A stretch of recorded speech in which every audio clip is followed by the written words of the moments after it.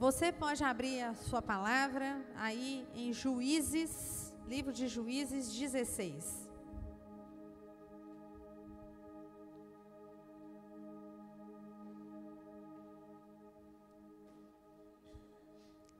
Todo mundo hoje em dia está com Bíblia no celular, né, gente? Muita gente. Amém? Sansão é traído por Dalila. E foi Sansão a Gaza e viu ali uma mulher prostituta e entrou a ela. E foi dito aos gazitas: Sansão entrou aqui. Cercaram-no e toda a noite lhe puseram espias à porta da cidade. Porém, toda a noite estiveram quietos, dizendo: até a luz da manhã esperaremos, então o mataremos. Porém, Sansão deitou-se até a meia-noite, e à meia-noite se levantou e arrancou as portas da entrada da cidade com ambas as ombreiras e juntamente com a tranca as tomou, pondo-as sobre os ombros, e levou-as para cima até o cume do monte que está defronte de Hebrom. E depois disso aconteceu que se afeiçoou a uma mulher do vale de Soreque, cujo nome era Dalila. Então os príncipes dos filisteus subiram a ela e lhe disseram: persuade-o e vê em que consiste a sua grande força e como poderíamos assenhorear-nos dele e amarrá-lo, para assim o afligirmos, e te daremos cada um de nós 1.100 moedas de prata. Disse, pois, Dalila a Sansão: declara-me, peço-te, em que consiste a tua grande força e com que poderias ser amarrado para te afligir. Vai lá agora no versículo 15. Então ela lhe disse: como dirás, tenho-te amor, não estando comigo o teu coração? Já 3 vezes zombaste de mim, e ainda não me declaraste em que consiste a tua grande força. E sucedeu que, importunando ela todos os dias com as suas palavras e molestando a sua alma, se angustiou até a morte. E descobriu-lhe todo o seu coração e disse-lhe: nunca passou navalha pela minha cabeça, porque sou nazireu de Deus desde o ventre da minha mãe, e se viesse a ser rapado, ir-se-ia de mim a minha força, e me enfraqueceria outro homem.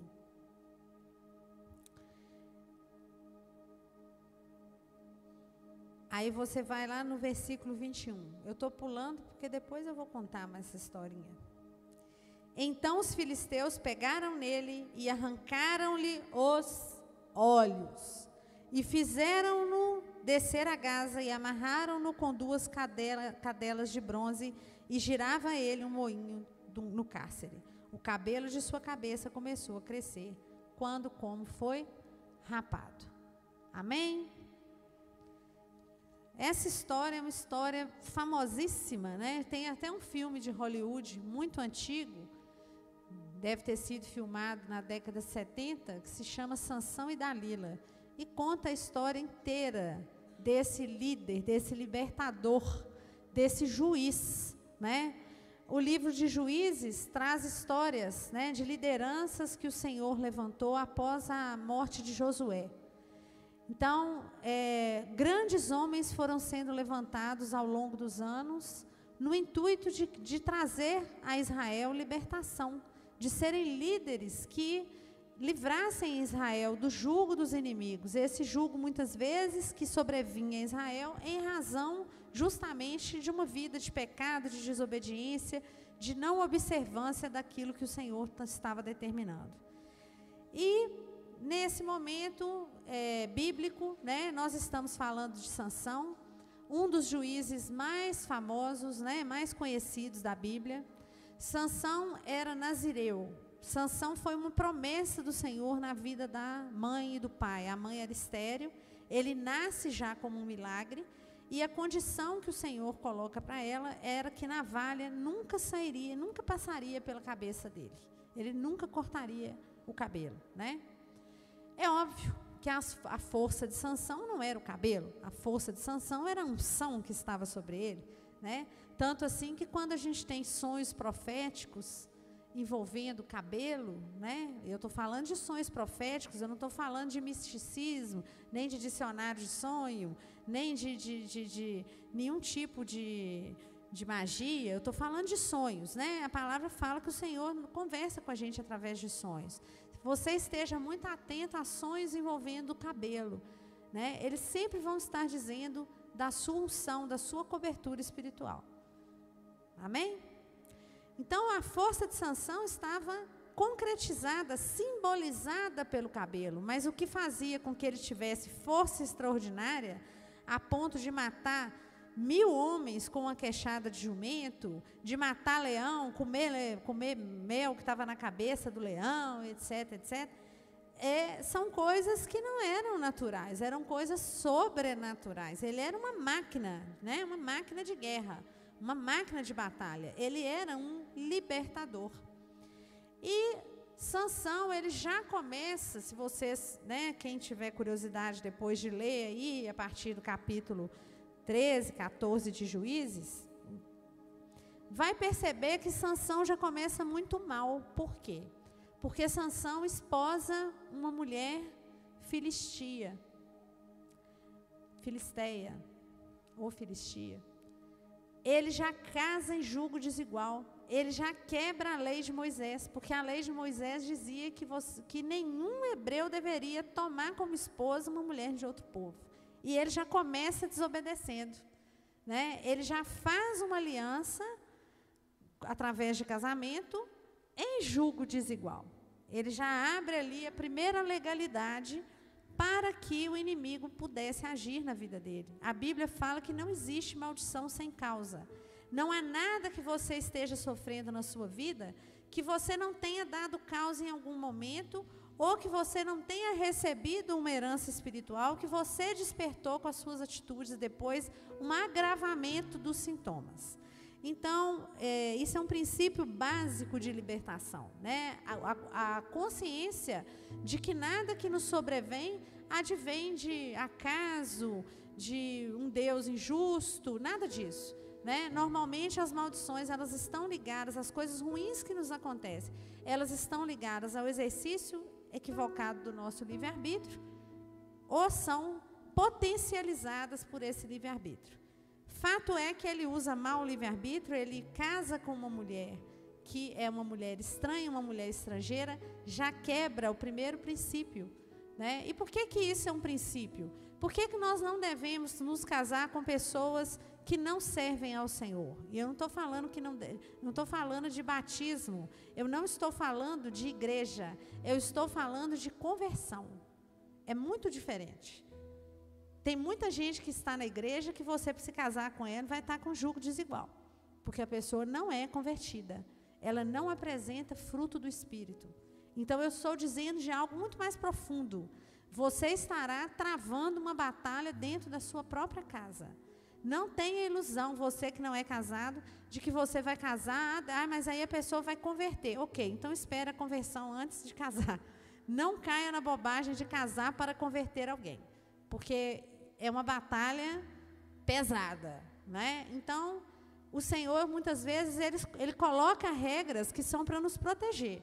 Não é para proibir, porque Ele é um Deus mauzinho, porque Ele é um Deus que não quer seu bem, não quer meu bem. Sansão já começa com uma grande besteira, casando em julgo desigual. Julgo desigual esse, inclusive, que é reafirmado pelo apóstolo Paulo, lá nas cartas. O apóstolo Paulo fala para a gente evitar o julgo desigual. E aí, já entra no capítulo 16, que foi o que eu li, que Sansão chega a Gaza e já vai atrás de uma prostituta. Espera aí, mas Sansão era casado?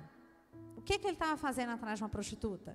Nós já sabemos também, né? A Bíblia já nos ensina que o sexo, ele deve ser praticado dentro do casamento. Não é isso? Alguém tem dúvida disso? Não, né? Todo mundo sabe disso. Que isso é estabelecido na Bíblia em diversos momentos bíblicos que eu não vou citar aqui. Mas o que a Bíblia coloca como ideal, como correto, como lícito, como algo bom, positivo, bom, perfeito e agradável, é a relação sexual dentro do matrimônio. Não é fora, não é antes, não é porque vai casar daqui a 2 meses.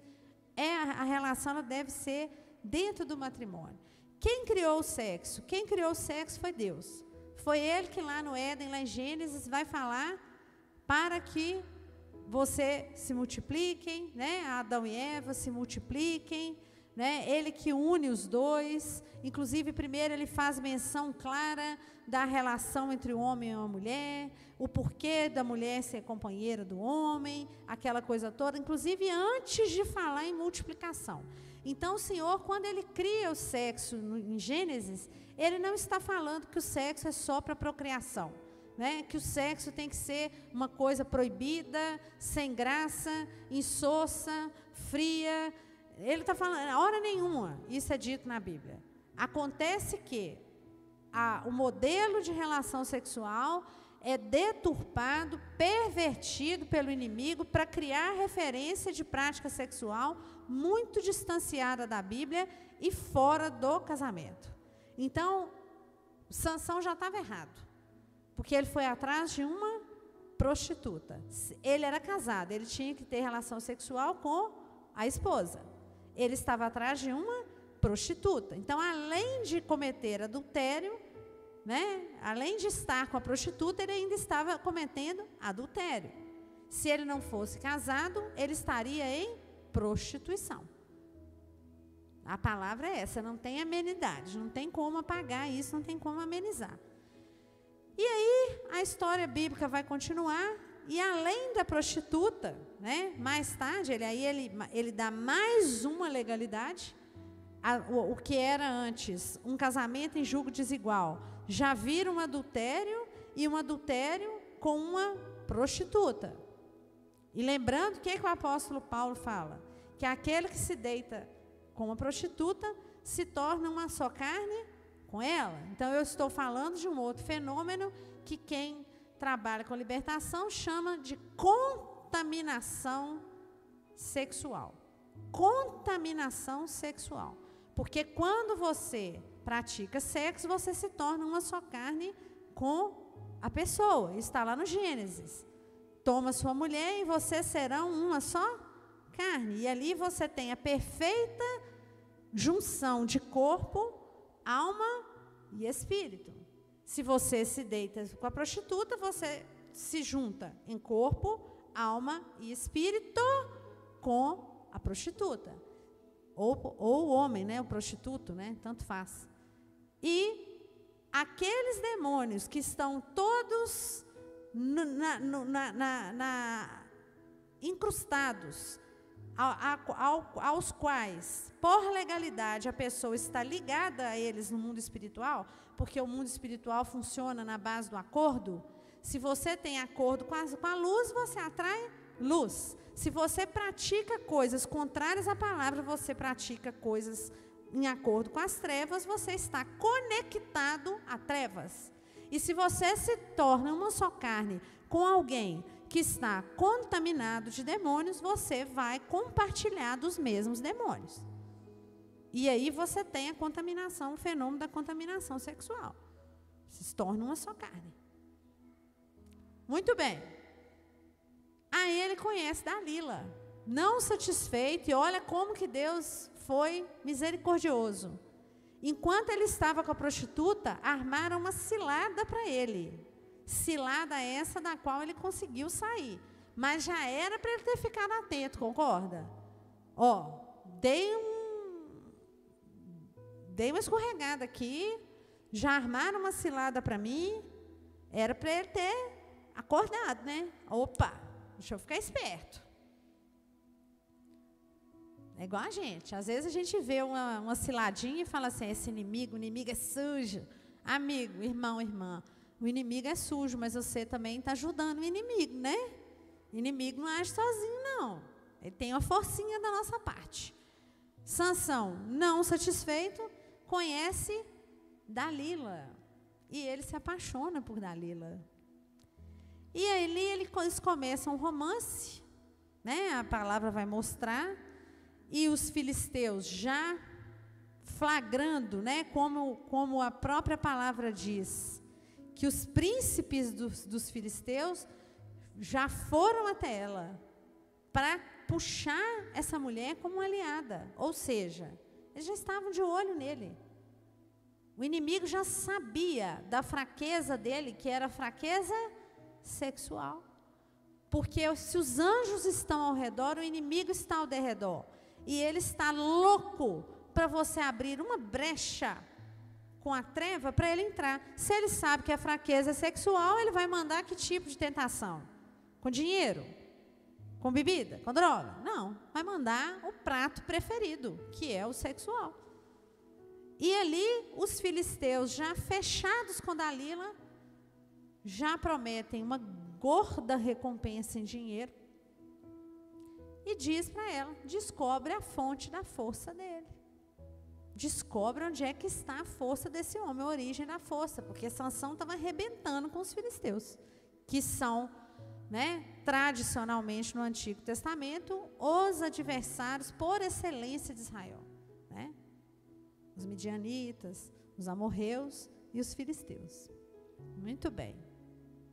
E depois os filisteus são derrotados lá na frente por Davi, né? Quando Davi vira o jogo, Saul morre, aquela história toda. Muito bem. Essa mulher fica ali perguntando. E se vocês se derem o trabalho de ler, vocês vão perceber que por 3 vezes ela pergunta a ele qual é a fonte da força dele, ele mente. E aí, quando ele está dormindo, os filisteus adentram o quarto, tentam pegar, imobilizar, matar, amarrar, e ele sempre sai levando a boa, porque ele mentia para ela. E aí eu pergunto para vocês, será que esse homem não percebeu que essa mulher estava tentando armar uma armadilha para ele? 3 vezes. Ah, Sansão, a sua está sua avó, minha força está na pá. O cara dorme e acorda com um atentado do lado dele. 3 vezes. 3 vezes. Ele teve 3 chances de perceber que ele estava sendo vítima de uma cilada. E ele não percebe. Um juiz de Israel, um libertador, ele não consegue entender que ele está debaixo de um ataque. Aí ela faz a chantagem emocional, né? A Bíblia vai falar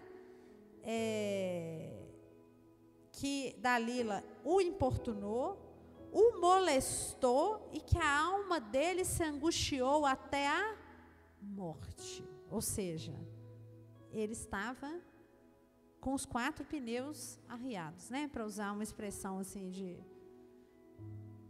popular. Ele estava com os 4 pneus arriados. A mulher fazendo gato e sapato dele e ele como um trouxa na história. E manipulou emocionalmente. Ele conta o segredo dele, real. Os filisteus adentram o quarto e a palavra vai dizer que os filisteus pegaram nele e arrancaram-lhe os olhos. Arrancaram-lhe os olhos. E aí, o resto a gente já sabe. Ele foi preso, foi reduzido a um animal que puxava moinho. O cabelo dele começa a crescer novamente. Ele é levado ao templo de Dagon, que era o demônio que era adorado pelos filisteus. E lá ele faz uma última oração, né? Indo para lá, ele pede ao Senhor que dê a ele uma chance de servir a ele, de ser o libertador pela última vez. Pede para ficar numa posição estratégica dentro do templo, derruba o templo. E a Bíblia vai falar que em toda a vida dele, ele nunca conseguiu matar tantos filisteus. E a estátua de Dagon quebra. E para vocês terem uma ideia, eu tenho a memória do filme da década de 70 que eu assisti quando eu era criança, porque eu fiquei impressionadíssima com a cena. É interessante que as colunas eram até de isopor do cenário, né? E eu olhando, eu lembro direitinho que tudo caindo, assim, eu com o olho arregalado, o que é isso? Aquele monstrão, né, Dagon, caindo e tal. E aí Sansão cumpre o propósito dele, porque os propósitos do Senhor não se frustram. Só que Sansão pagou um preço altíssimo. Altíssimo. E qual é o tema da ministração hoje? é o pecado sexual. Quais são as consequências do pecado sexual? Se você for perguntar para uma pessoa pedindo aconselhamento, qual que é o problema do pecado sexual? Basta dizer para a pessoa que o pecado sexual, que você, seu corpo, o meu corpo, nós somos templo do Espírito Santo. E que se nós praticamos pecados, o Espírito Santo vai se afastando de nós, né? E o pecado sexual, ele é muito grave. Por que que ele é muito grave em termos de consequências, não de categorização, né? Nós sabemos que para o Senhor não tem pecadinho nem pecadão, tem pecado. Tem pecado, ponto, né? E a misericórdia dele é infinita, e não há arrependimento que não limpe pecado. Só que o pecado sexual, ele é um pecado que exige uma atuação física, né? Na grande maioria das vezes. O sexo, ele está ligado à nossa identidade. Quais são as principais temáticas do Senhor em Gênesis?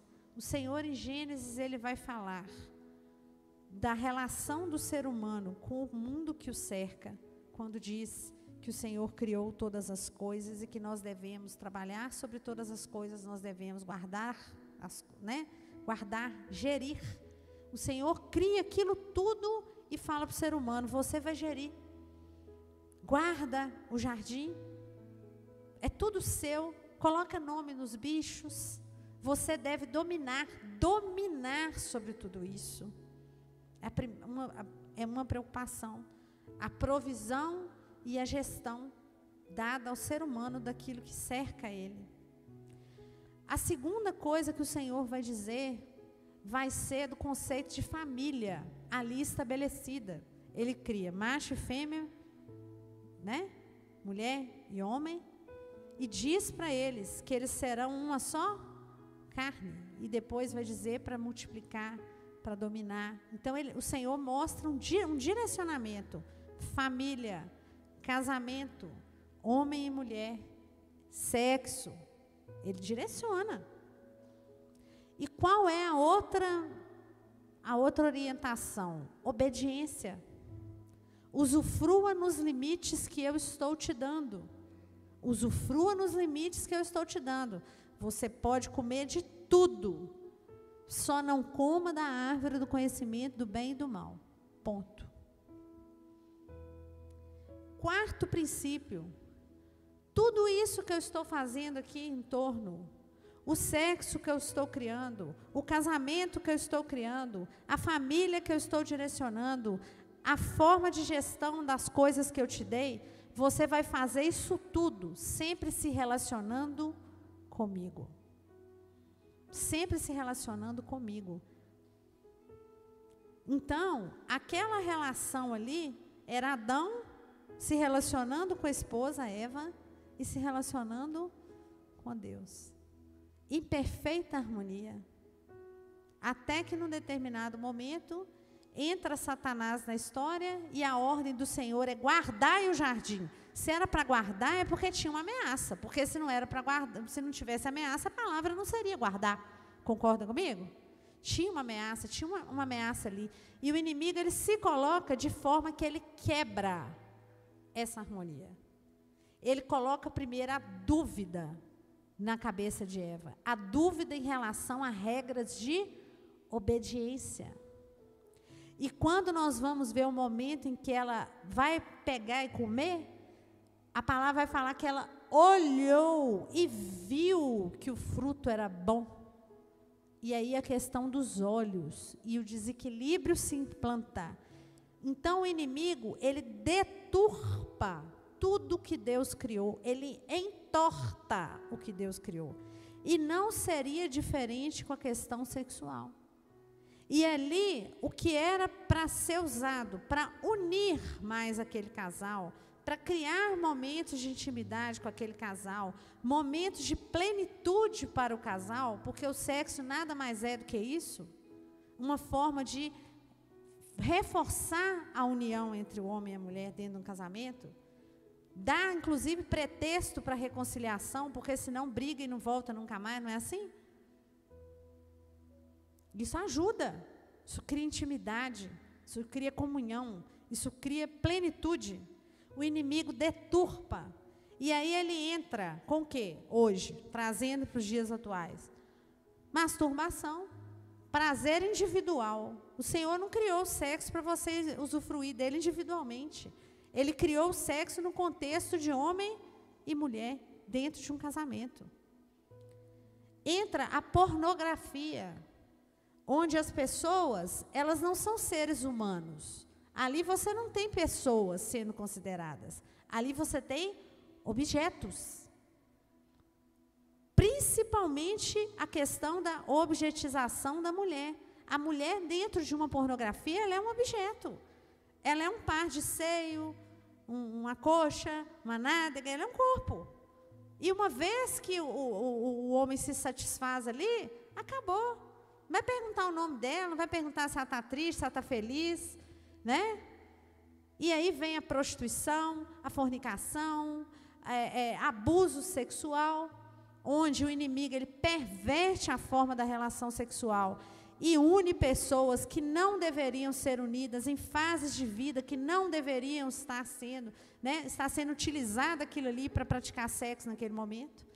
Porque o abuso sexual nada mais é do que uma situação em que a pessoa ignora totalmente a fase de amadurecimento da pessoa, a identidade daquela pessoa, simplesmente usa a pessoa como um pedaço de madeira, como uma cadeira, como um livro, desconsiderando a identidade, o momento de vida, e objetiza aquela pessoa, humilha aquela pessoa. E dali você tem um histórico de coisas acontecendo. Então, o pecado sexual, ele mexe na identidade. Ele mexe na identidade da pessoa. Que deixa de ser um filho, uma filha de Deus, que pratica sexo na constância de um casamento, e vira um pedaço de madeira, um boneco inflável, né? Que cada hora está com a pessoa, cada dia está de um jeito, e vida que segue. Então, trabalha com a identidade, trabalha com o corpo, permite contaminação sexual, trânsito de demônio de um para o outro. Isso sem falar nas práticas abomináveis, né? Que é o caso do sexo anal. Prática abominável, segundo a Bíblia, não tem dúvida nenhuma disso, sinto muito informar. E aí, qual que é a gravidade? Mas qual que é o problema? Qual que é o problema? É só isso? É porque Deus falou que tem que ser no casamento? Não. Tem algo mais grave aí. E aí, nós temos que falar de visão. Nós temos que falar de olho. O pecado sexual, ele tira o discernimento espiritual das pessoas. Elas perdem a visão espiritual. Por quê? Porque o pecado sexual, ele ressalta o corpo, o prazer físico. Ele eleva o prazer físico pelo prazer físico. Mas por que isso não acontece num casamento? Porque num casamento você tem outras dimensões envolvidas. Você tem uma dimensão emocional, você tem uma dimensão de papéis sociais dentro de uma família, papéis cristãos e bíblicos estabelecidos aqui na Bíblia. O pecado sexual pelo pecado sexual é corpo. Corpo pelo corpo, prazer pelo prazer, é um fim em si mesmo. Eu faço por quê? Para eu ter prazer, porque eu quero ter prazer. Ponto, acabou. No casamento não é assim. Existe uma dimensão extrafísica, extracorpórea. Você ressalta o corpo. E lembrando, o corpo milita contra, a carne milita contra o espírito. Quando a carne sobe demais, o espírito diminui. O que aconteceu com Sansão? A cada passo que Sansão ia dando na direção de piorar a situação dele, de se comprometer cada vez mais do ponto de vista do pecado sexual, ele começa com o jugo desigual, vai para a prostituta, depois ele arruma um namoro com uma prostituta, até perder completamente a visão espiritual. Não tem palavra vã na Bíblia. Se a Bíblia coloca que 3 vezes essa mulher tentou dar o golpe nele.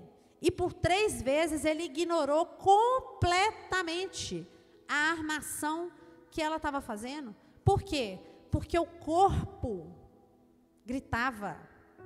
Porque o corpo gritava. A Bíblia fala que esse homem se angustiou até a morte, até querer morrer, por causa da dependência de ter aquele prazer, de estar com aquela mulher a qualquer custo. Porque é isso que o pecado sexual faz, tira a crítica. Vocês já viram aquelas pessoas, e na maioria dos casos é homens que se sujeitam a mulheres absolutamente interesseiras, que estão com eles na cara, escrito na testa, assim, né? Como é que estão falando aí? Estou com o dono do iate, o dono da lancha, o dono do jatinho, o dono da lancha. Como é que é? O velho da lancha. Um dia eu escutei de um colega meu, sabe? Eu falei com ele assim, você não se sente humilhado, não? Porque você arruma umas mulheres que, sinceramente, porque eu falo aberto, igual eu falo com vocês, estou falando aqui, falo em qualquer lugar. Mas você não tem vergonha, não? Você não se sente humilhado, não? Porque está na cara, só que essa mulher está com você porque ela está interessada em dinheiro. Uma menina dessa, como diria minha mãe, né? Imagino que assunto que deve ter, né? Não tem nem assunto com a pessoa dessa. Aí ele falou assim, Viviane, presta atenção, pensa, raciocina comigo. Se eu for a um restaurante comer uma lagosta e pagar R$400, eu estou reclamando? Eu falei, não. Então, por que eu vou reclamar de pagar cartão, né, cartão de crédito sem limite, presente caro, para ficar com essa moça? Eu olhei para a cara dele assim, e fiz assim, oi? Né? Ele falou, e é verdade. Por quê? Porque aquilo ali é um objeto. Não é um filho de Deus.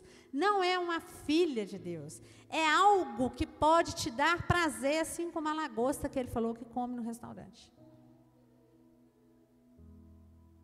Então, você vai entrando num nível de dependência química, inclusive, porque o cérebro fica condicionado a altas doses de prazer, a altas doses de pornografia, porque a pornografia age, inclusive, na mesma área do cérebro onde age a cocaína. Pornografia vicia, masturbação vicia, a pessoa precisa de doses cada vez maiores, até chegar a um abuso sexual. Então, você aí que está me ouvindo, vai me ouvir uma hora, que é chegado numa pornografia, deixa eu te ir que vê caso de abuso sexual de criança, liga a antena. Sabe por quê? Porque esse cara que está abusando, normalmente ele foi abusado, e foi abusado por uma pessoa que era viciada em grandes emoções. E eu estou falando porque eu sei, porque eu já atendi gente com esse problema. Começou na pornografia, até virar abusador. Não é gente que está presa, não. Está solta aí na rua. Começa assim, é viciante. E a pessoa perde a crítica. E como todo vício, e aí nós já estamos entrando no âmbito da sexolatria, que é a idolatria ao sexo, como todo vício, tira a crítica. Sansão perdeu a crítica. Totalmente se colocou em perigo o tempo inteiro, até o ponto em que o Espírito Santo se afastou dele.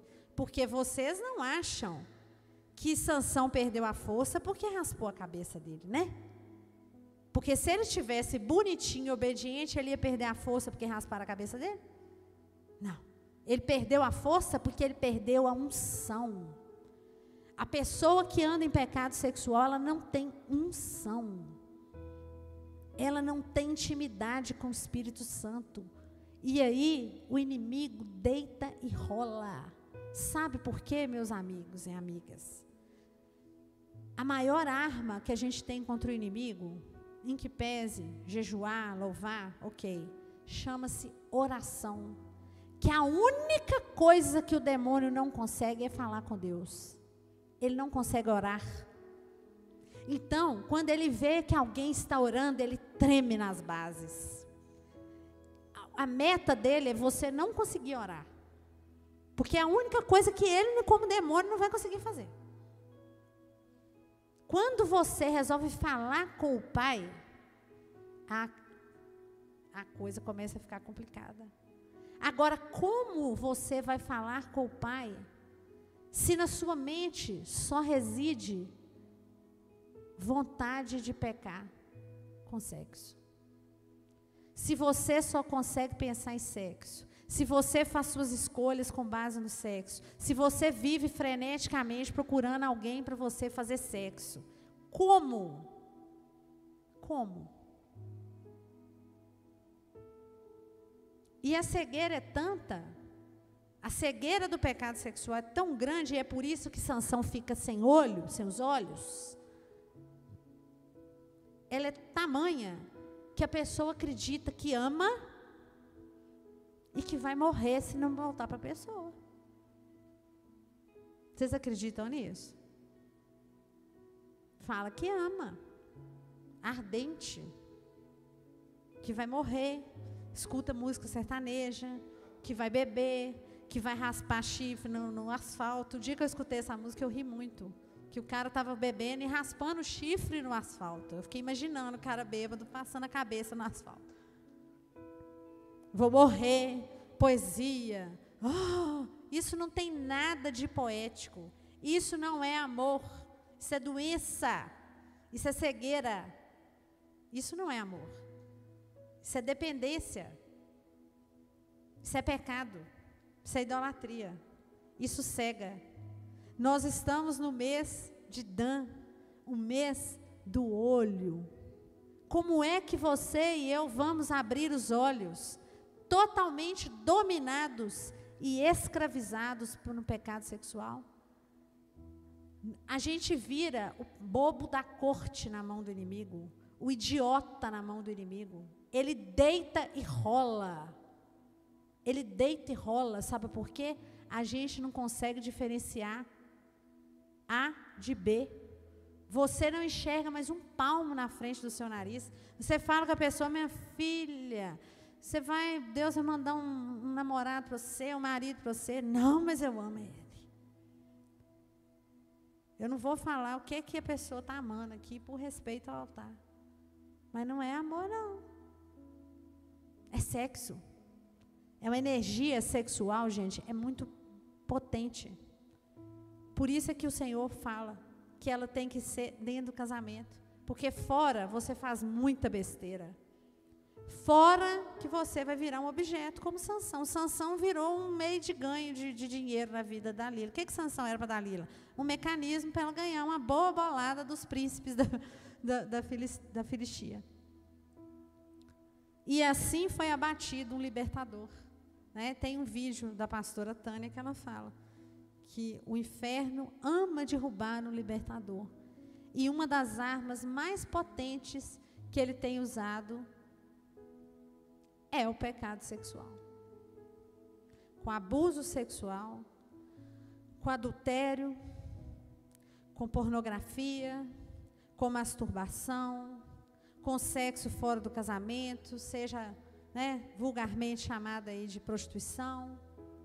Ele tem usado isso o tempo inteiro e banalizado, né? A gente, quando a gente vai ouvindo as pessoas, a gente vai percebendo o quão natural ficou, né? Fazer sexo por aí. E aí eu não estou falando para quem está no mundo, porque quem está no mundo se espera isso mesmo, né? Vai fazer, vai acontecer. Agora, dentro da igreja, você conhecendo a palavra, é isso mesmo, produção? Como é que é isso? Um homem casado, uma mulher casada, se deitando com outra pessoa e chegando em casa com a cara mais limpa do mundo, como se nada tivesse acontecido? O que é isso? Se isso não é cegueira espiritual, se isso não é negociar com o inferno a nossa salvação. Claro que é. Está jogando pela janela. Como é que é isso? Você está namorando, aí você já está praticando sexo, você está abrindo uma brecha para depois vir um adultério no seu casamento. Uma das maiores fontes de maldição em casamento é prática sexual antes de casar. Ah, mas eu vou casar, então tá, então espera. Se me perguntar assim, o que é melhor? Casar com 3 meses Ou namorar 2 anos fazendo sexo. Eu prefiro que você case com 3 meses. Orar, jejuar, pedir ao Senhor lá, uns jejum aí de umas 48 horas, para o Senhor mostrar se é, se não é não, tchau, PT, saudações, pelo menos você não caiu. É melhor. O que é melhor? Qual que é o problema? Hoje em dia as pessoas casam muito tarde, né? Assim, 30 anos, já vi gente casar com 35, 40, enfim, né? Mas qual é o problema de 2 jovens se casarem? Qual é o problema de 2 jovens se casarem? Nenhum. Errado estaria virar para minha filha e falar, eu acho bom, achar não, melhor sair para o mundo, conhecer vários caras, para você escolher. Vai um caminho de rota de colisão com a palavra. Não tem problema. Errado é a pessoa estar dentro da igreja com um namoro que não é cristão e tomando santa ceia. E sem a menor pressa de casar. Ei, é seu pai. É com ele que você está falando, não é com o pastor. Tem gente que acha bonito falar mentira com o pastor. Eu falo, gente do céu, mas que bobagem é essa?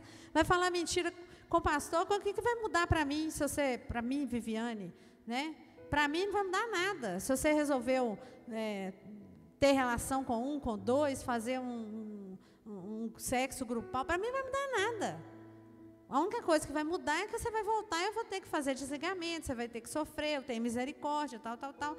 Mas a gente não está aqui para julgar as pessoas que vêm até nós com pecado sexual. Né? A gente está aqui para ajudar.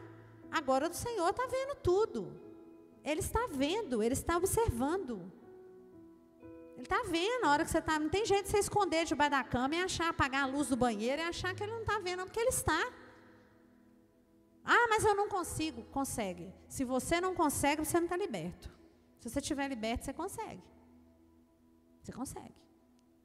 Como você vai ter discernimento espiritual? Como é que você vai fazer as escolhas da sua vida? Como é que você vai orar? Como é que você vai tocar um instrumento de louvor? 0 discernimento. Você não vai louvar. Você vai fazer show. Você vai fazer show. Você não vai ministrar. Você vai fazer oratória, fazer aula, palestra. Você não está ministrando. Não tem unção. E você se coloca na linha de tiro do inimigo. E aí ele coloca os laços do passarinheiro, as pedras de tropeço, e você não vê. Inclusive fora da área sexual. Ele vai minando o terreno de uma maneira que você vai caindo, porque você é um cego espiritual. Um cego espiritual. E por fim, eu vou falar a última coisa, do espírito de sensualidade. Muitas vezes a pessoa não está em pecado sexual direto, com prática sexual e masturbação, mas está explorando o espírito de sensualidade.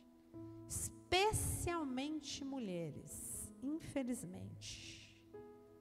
O que eu chamo de espírito de sensualidade? Necessidade de aparecer. Necessidade de aparecer. Não é você andar bonita, andar bem vestida, andar com uma roupa, por que não uma calça jeans, né? Bonita, se você tem, né, um atributo bonito. Agora, precisa de andar com a calça jeans fechada a vácuo? E ficar... Eu tinha uma funcionária no escritório que era assim, eu falei, se essa menina anda com a calça jeans fechada a vácuo. Eu falei, coitado dos meninos do financeiro, porque no financeiro só tem homem. Eu falei, essa menina entra lá, só estava faltando tocar a garota de Ipanema e ela desfilando. Né? Aí põe um decote aqui, deita. Uai. Para que essa tentação? Para que servir de pedra de tropeço na vida dos outros? Ah, então vou andar de burca? Não estou falando para você andar de burca. A culpa é de quem está olhando também. Também. Não estou tirando da conta do homem que está olhando de jeito nenhum. De jeito nenhum. Mas para que essa exposição? Tem pessoas que a gente assusta. Tem pessoas que a gente assusta. Que você volta e fala assim, oi? É isso mesmo, produção? Né? Tem coisas absurdas. Absurdas. Absurdo, que eu fico chocada. E olha que eu não faço o estilo tia do coque, não, né? A tia do coque da Assembleia, as assembleianas, Deus é amor, eu não faço esse tipo, não. Né? Eu me cuido, eu gosto de ir para academia, eu sou muito vaidosa com as minhas coisas, mas, pô, pega leve, né? Pega leve. Para quê? Essa lascívia toda, esse bate o cabelo, ainda mais com homem casado. Respeita o marido dos outros, porque o dia que você tiver o seu, você vai querer que respeite o seu. Qual que é a necessidade de chegar e largar perfume em homem? Em homem que não é seu marido. Vai dar um abraço no cara, os caras saem todo perfumado, a mulher chega e fala, de quem que é esse perfume? É ou não é, mulher? Fala pra mim aí, mulherada, não é? Os presentes aí. Cara, coisa chata. Que falta de noção. Hã? Não vem perfumar meu marido, não, isso mesmo. Pra quê? Sabe? E homem também. Homem tem umas manias também. Falar no ouvido. Shh, entendeu? Falar no ouvidinho. Pega no braço da gente, não é, mulheres? A mania de pegar no braço, toda hora pega no braço, aí vai falar que você pega na sua cintura e fala, opa, peraí, né? Para que nós temos uns que incomodar os outros sexualmente falando? Para quê? Se você está casado, você devia estar preocupado com o seu marido, com a sua mulher. Se você está solteiro, você devia estar até fechando o olho para não cair na tentação, não é assim não, gente? Tem coisa que é melhor você fechar o olho. Eu tenho novela que eu até acelero. Fala assim, ó, novela é série, filme. Tá? Passa esse trem aí, fecha o olho que é melhor. Ué. Porque quando a gente é fraco, aí é que a gente é forte. Conheça os seus limites. Para de ficar metendo a cara com homem alheio, com mulher alheia, azucrinando os outros. Quem tiver que te notar, vai te notar. Porque uma coisa é fato, gente, principalmente para a mulher. A mulher, ela tem que ser descoberta. Ela não sai por aí para descobrir homem, não. O homem descobre a mulher. E antes de te descobrir, ele tem que descobrir o Deus que você serve. Amém? Ele tem que apaixonar por Deus primeiro. Depois que ele estiver apaixonado por Deus, por Jesus, aí ele apaixona por você. E que o que tem que encantar um homem primeiro é você servindo a Deus, é o seu relacionamento com Deus. Ele olhar e ver Deus em você. Aí o tratamento é diferente. Espera aí começou, aí, como diz o outro, né? Aí o papo ficou sério. Agora, você vai encantar uma pessoa porque você tem o seio bonito? Porque você tem a coxa torneada? E o dia que a coxa não estiver lá mais? E o dia que o peito não estiver lá mais? Põe silicone. Então, vai pondo silicone de 5 em 5 anos, 10 em 10 anos, a vida inteira. E aí ele acha uma que tem um silicone maior do que o seu? E aí? Fica doente? E aí? Parar com isso. Sabe? Quem está me vendo aí? Para não tensionar. Faz uma revisão no seu Instagram. Vai lá nas suas fotos, vê que se você está servindo a Deus ou está servindo a tentação dos outros, dos homens dos outros aí, ué. Dá uma limpada nesse negócio aí, né não? E tudo bem, todo mundo vai rir depois da hora que eu escutar esse vídeo, mas é verdade, ué. Qual que é a necessidade? Qual que é a necessidade? Amém? Então, vamos orar? Vamos orar, então. Eu podia ficar, eu sou perita no pecado sexual. Isso aí eu posso falar que eu sou perita. Não por ter pecado sexualmente, mas eu já pequei sim, porque eu já andei no mundo muito tempo, mas porque esse é um assunto recorrente nos atendimentos, nas pessoas que pedem ajuda, né? Então, assim, ultimamente, pecado sexual e idolatria, né? Renúncia dessas áreas de feitiçaria, magia, isso aí toda hora, isso é um repeteco na minha vida.